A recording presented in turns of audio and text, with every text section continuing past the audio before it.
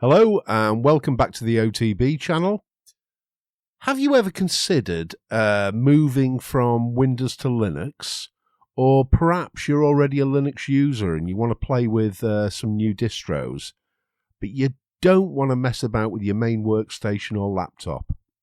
Well, here's an answer. Buy yourself a banger and have a play on that.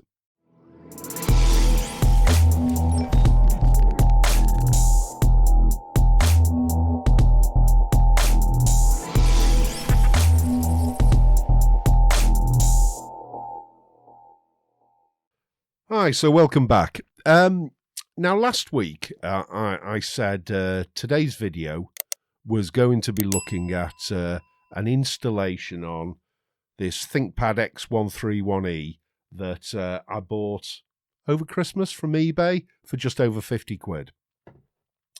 And I asked you what you'd like me to install on it. I thought perhaps Debian, perhaps Arch, perhaps even Linux Mint.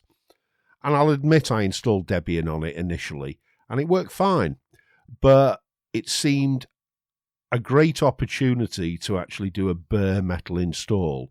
So I thought I'd give everyone sort of the option, the choice. And the choices that came out were, unsurprisingly I suppose, Linux Mint and Peppermint, which were pretty much neck and neck. And I thought, well, why choose one or the other? Linux Mint I've lived in before, but I've not actually installed the Mate version, so I could do that. And Peppermint, well, I've done a review, but I've not lived in it. So why not set up a dual boot? And it struck me that actually somebody perhaps considering coming over from Windows to Linux might appreciate this, because they might currently be looking at the Windows 7 end of life and thinking, I need an alternative, but perhaps be a little worried about wiping out their main workstation or laptop, perhaps not comfortable with dual booting or setting up a virtual machine. Well, this is the ideal scenario. Buy a banger, an old laptop, install Linux on it, get used to it, learn the installation process back to front until you can do it in your sleep. Get used to the programs that are native Linux programs, and then make a decision about whether or not you can replace Windows on your main machine. Equally, if you're already a Linux user and you want a distro hop or play around with different distros, this is the ideal scenario. For just over 50 quid, I mean, it's a great machine to play with. I love ThinkPads. I like the X series and I like the T series. And the fact that it's Intel hardware, it tends to play very nicely with Linux. This suits me down to the ground. It's in a little 11.6-inch laptop. The screen's not wonderful, but more than good enough for taking to a hotel and being able to do a little bit of emailing, web browsing, light office work, perhaps a bit of listening to music. You can see, I'll put it up here, the specs of this. It came with a spinny hard drive and it came with 4 gig of RAM. I replaced the spinny hard drive with 120 gig SSD. I didn't buy that new. I'd upgraded one of the ones I have on my main machine. I'd upgraded one of the ones I'd had on my main machine, and I put 8 gig of RAM in it. The 4 to 8 gig jump makes a big difference. This is still, though, 1.4 gig the processor, an i3 Intel processor, but more than good enough for what we need it for. This little laptop, by the way, is dead easy to upgrade. It's got 3 screws on the back.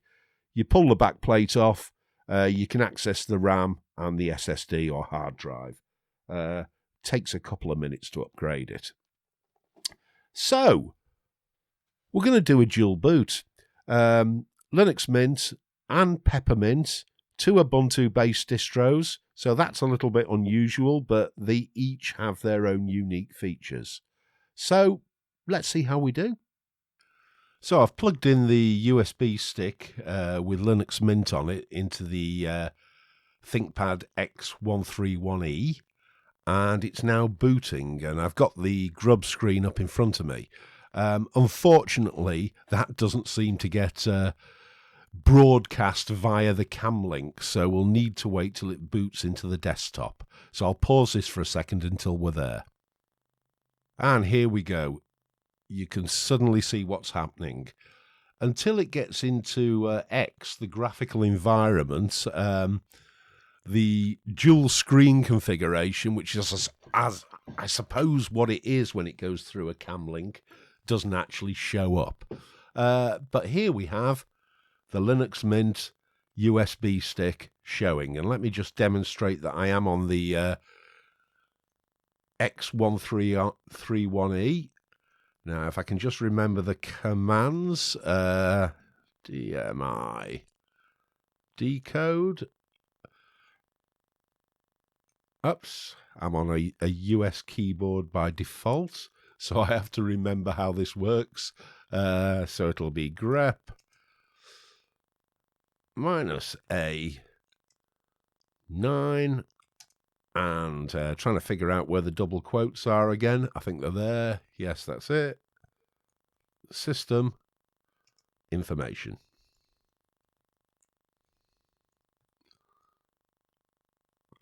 It's a bit awkward when the keys don't do what they say they'll do.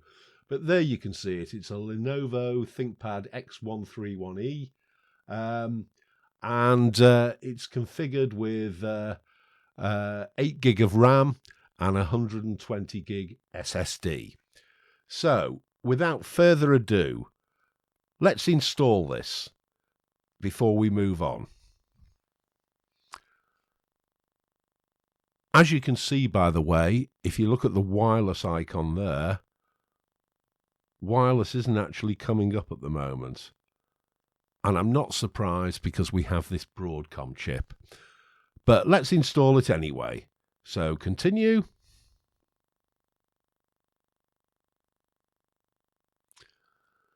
We want to be UK English. So that's changed it to UK English. Install third-party software for graphics and Wi-Fi hardware. Well, do you know, the Broadcom chip is proprietary, and certainly in Debian and Arch, you would normally have to do the Wi-Fi post-installation. I'm not quite sure if I tick this box and plug it into my router manually. Let me just do that now. Whether ticking this box will solve the problem, but we shall see. So there we are. I'm plugged directly into my router now. You can see it in the bottom right hand corner, gaining a connection. Let's just try it and see if it brings on, or if it installs the proprietary Wi-Fi driver by default. Let's continue.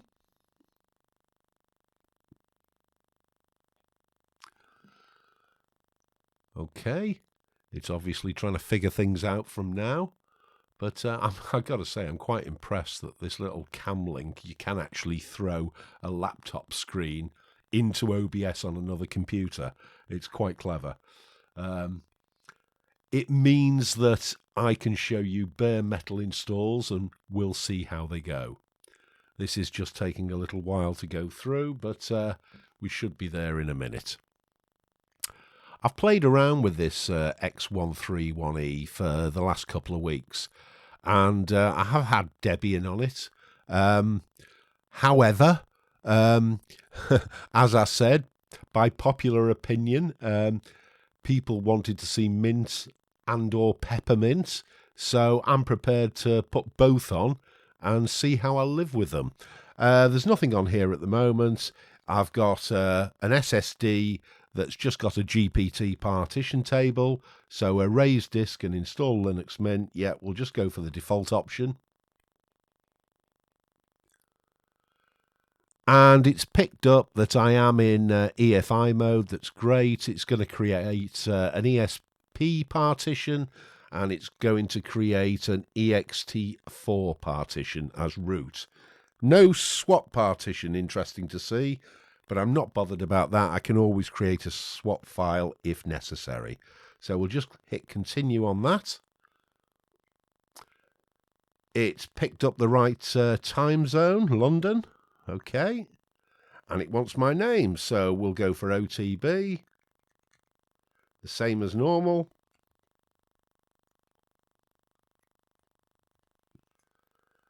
And click OK. And it should now get on and do the installation. So I'll speed this section up and we'll come back once it's done.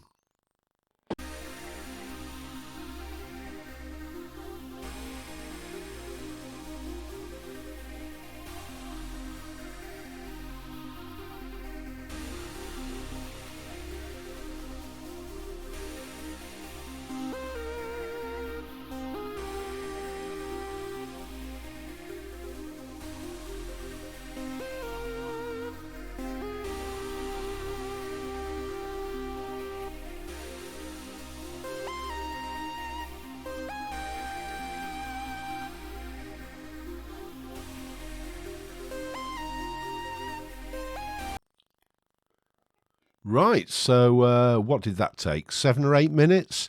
Not as fast as on my main machine here, but don't forget this is a 1.4 gig processor, so it's not the fastest machine going, but it'll be absolutely fine.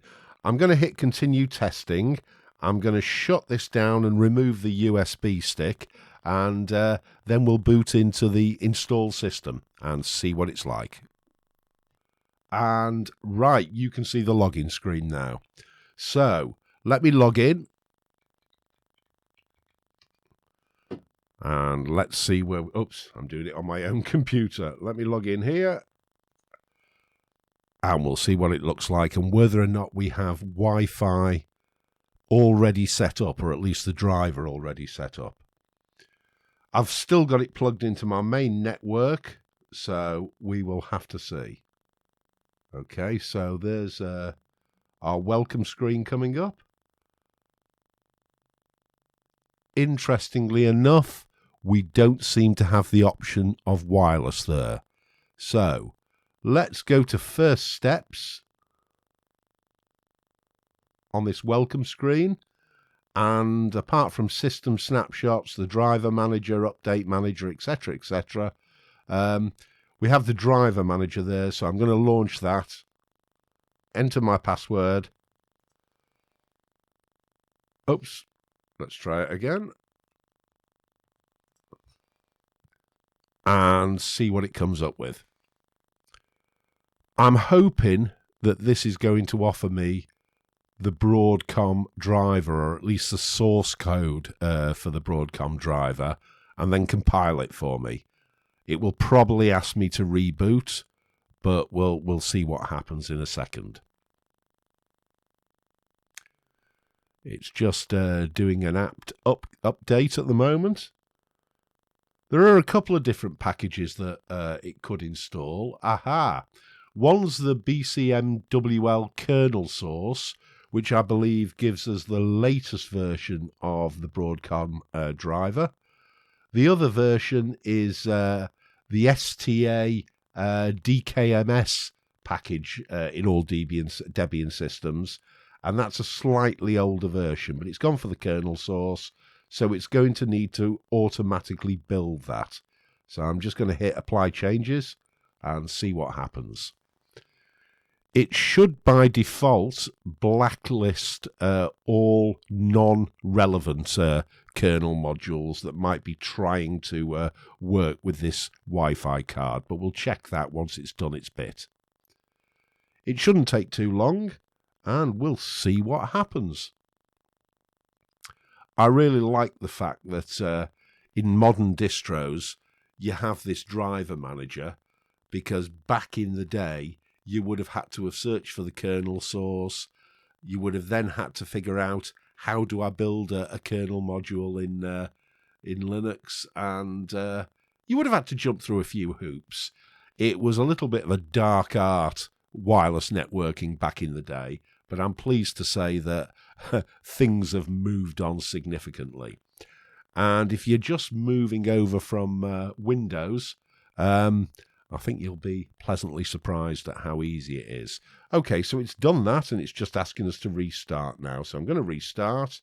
Okay, so I've just rebooted. I've only started recording as it's reached the login screen, like DM. It seemed pretty pointless as you were just going to get a blank screen before that. But let's log in. The most important thing I want to see here is whether or not that wireless driver is actually working. So hopefully we should boot into a Mate desktop. Right, well, Wi-Fi networks available. Okay, well, that's a good sign. So let's go to the little Wi-Fi icon. More networks. Okay, there's my network. And let me just put in my code. And keep your fingers crossed, guys. Hopefully this connects, and a connection is now established. Excellent. So if I launch a terminal here and do lspci VV, you can see here, where are we? We shall find the network controller, and there it is. You can see it. Broadcom Inc.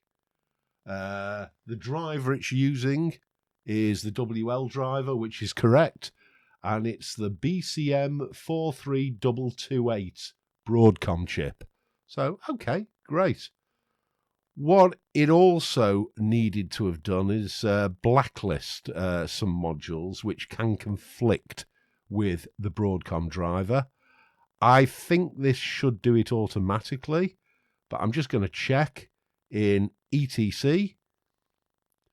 I think it's modprobe D, if I remember correctly. Modprobe D, there we go. And bcm43.conf. And yes, we can see there that it's automatically blacklisted the potentially conflicting drivers. dkms.conf, what's in there? Okay, absolutely nothing, which is fine. So I've done a review of Linux Mint already. As I said, I can't believe it's at around 29,000 views. So I'm not going to review Linux Mint now. I'll put a little link at the top of the screen if you want to go and watch that. Other than to say this is the first time I've actually seen the Mate desktop. I'm quite pleased it comes with a single panel, and I think that's the Whisper menu. Let me just have a look. About? Oh, the Mint menu, should I say. It's the Mint menu. And if you want to enable the firewall, I'm presuming it's got GUFW here. Let's just see what launches. And it's got GUFW and UFW installed by default. So turn it on. And that's the firewall enabled with its default configuration where it'll allow anything out but deny anything coming in. Okay, so all good. That's Linux Mint installed. What I want to now do, what does this tell me? I see a little warning sign down here on the bottom right.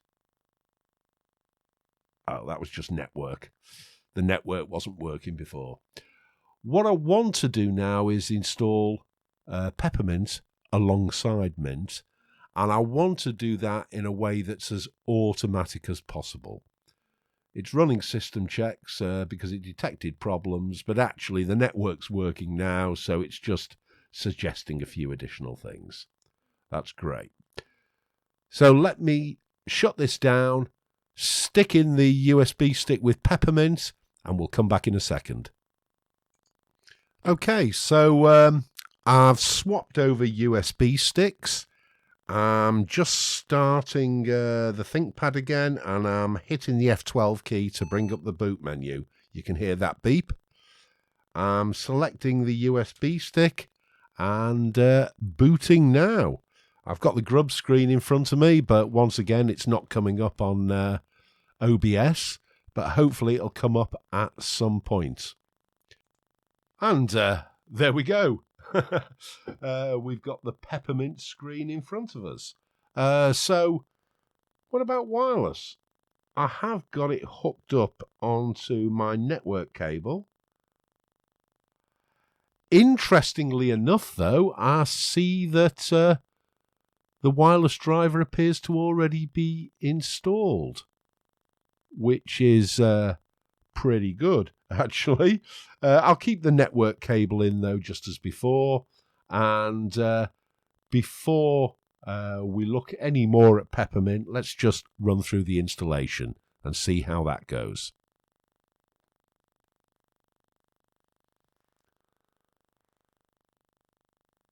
So it's bringing up the start screen. Yes, I do want English, please.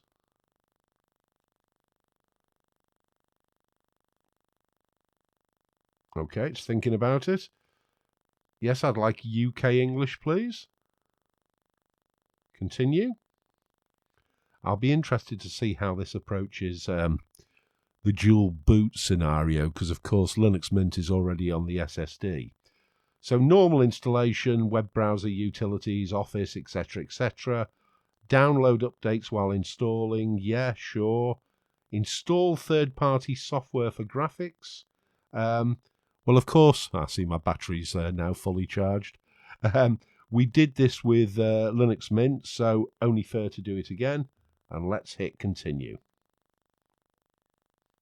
This is taking a little while. Oh, no, here we are. So we've got install Peppermint alongside Linux Mint, erase the disk and just install Peppermint, or something else.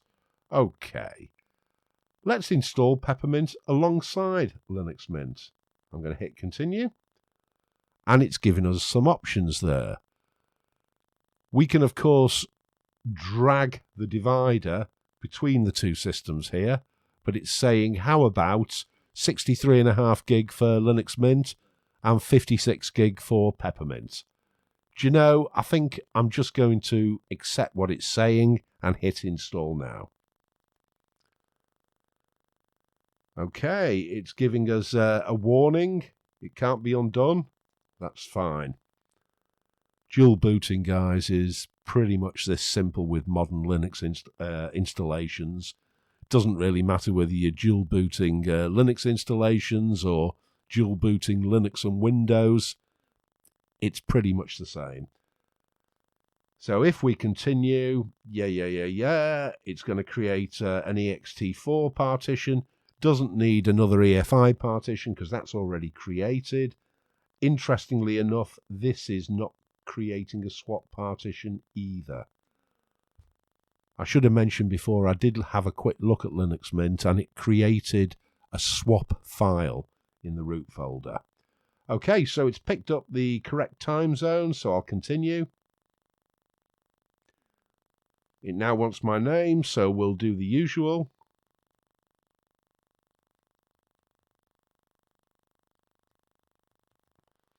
I'm going to click OK, continue. What time is it?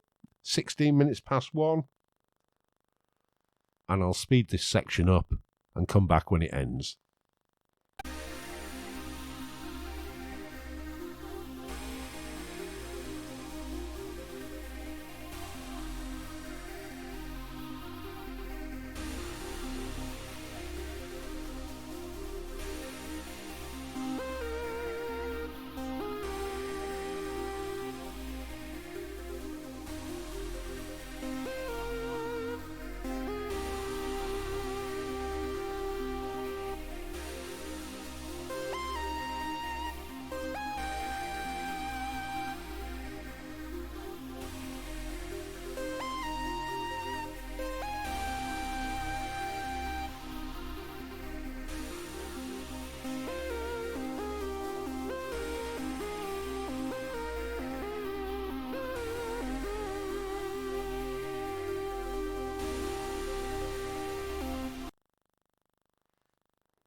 Right, so the installation is now finished. So just like Linux Mint, I'm going to hit continue testing.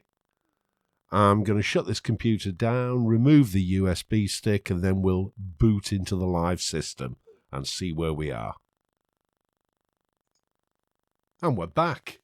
And what I actually got was the grub screen, Peppermint's grub screen, with the option to boot Linux Mint as well. And you can see I'm now at the Light DM screen. So let's just log in and see where we get to. I have to say that the booting of Peppermint was pretty fast. Okay, so let me unhook my network cable and see if we're able to connect to wireless without doing anything at all. And I see that wireless is already there. That's my wireless network, so I'm just putting in my key now, and we'll see if it connects.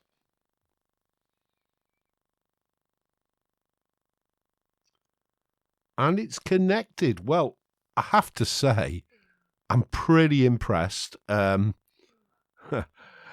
didn't even have to go through post-installation configuration to get the Broadcom wireless working, which is impressive. Well done for that, Peppermint. I wish everyone could do that. Let's just open a terminal and make it full screen. And I will pull up that command just to show you that I am indeed on the Thinkpad X131E. So it's DMIDE code.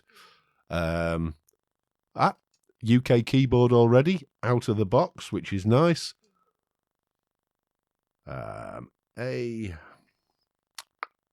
Actually, I need a dash there. A9.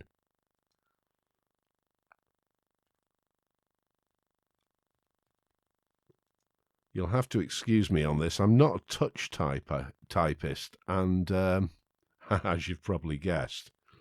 And the letters are missing off some of this keyboard. Not the keys themselves, just the letters. And I'm having to figure out what it is. So let me just... And there you can see it, Thinkpad 131E. Whilst we're here, let's just see what it's done with fstab. So we can see there that it's created a root partition, and it's mounted the ESP partition on boot EFI, and it has created a swap file. Okay, so that's the way to go. You're not going to use swap that much anyway with 8 gig of RAM, so a swap file is absolutely fine. What about space? So it's a 52 gig partition, and the installation has only used up 7.4 gig, so we've still got 42 gig left. So there would appear to be plenty to play with. Let's just have a look at how the disk has been carved up after that. Well, you can see there's now 3 partitions. There's the EFI partition and 2 ext4 partitions. So all good. What did I do before in Linux Mint? I was just looking at the firewall configuration, and there we go. I'm assuming this is UFW and GUFW again. Oops, for some reason. There we go. And yes, we've got GUFW again. So let me just activate that. Same default setup. Deny everything coming in. Allow everything going out. Always worth doing. Just setting up the firewall to start off with. It's certainly not as crucial as if you were on a Windows system, but it makes me feel safer. Again, I've already done a review of Peppermint, and you can see that. Well, I'll put a link at the top of this screen if you'd like to go and watch that. So we seem to have had a success, guys. Let's go and have a chat. So that went swimmingly. Linux Mint and Peppermint Linux set up on my little ThinkPad banger. I'm going to live in both of the operating systems over the next month or so. I will probably use that laptop more than I use my workstation, my main workstation. So I'll get to know both pretty well. Initial impressions, well, I've reviewed both. I've provided links along the way. I was impressed at how Peppermint picked up the wireless, or had the wireless driver pre-installed for the Broadcom chip, out of the box, it seemed. But it's not exactly a hardship for Linux Mint. And I like the way that Linux Mint Mate, which is my preferred desktop really, only had a single panel to start off with. So we'll see. One little quirk, I've set them up in EFI mode.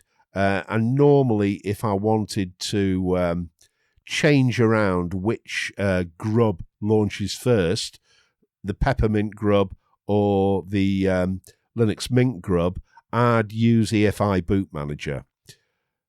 It's not quite as straightforward when you've got two Ubuntu-based distros, because as you install the second distro, they both basically put a bootloader in an Ubuntu folder on your EFI partition. Doesn't really matter, because you can launch either distro from either grub screen. But if you prefer the Peppermint grub screen to the Linux Mint grub screen, and you want to swap over, all you do is boot into the distro whose grub screen you actually want and reinstall grub from there onto the ESP partition. So fairly straightforward. Guys, that's it for this week. Hope you've enjoyed this video, and have a great week.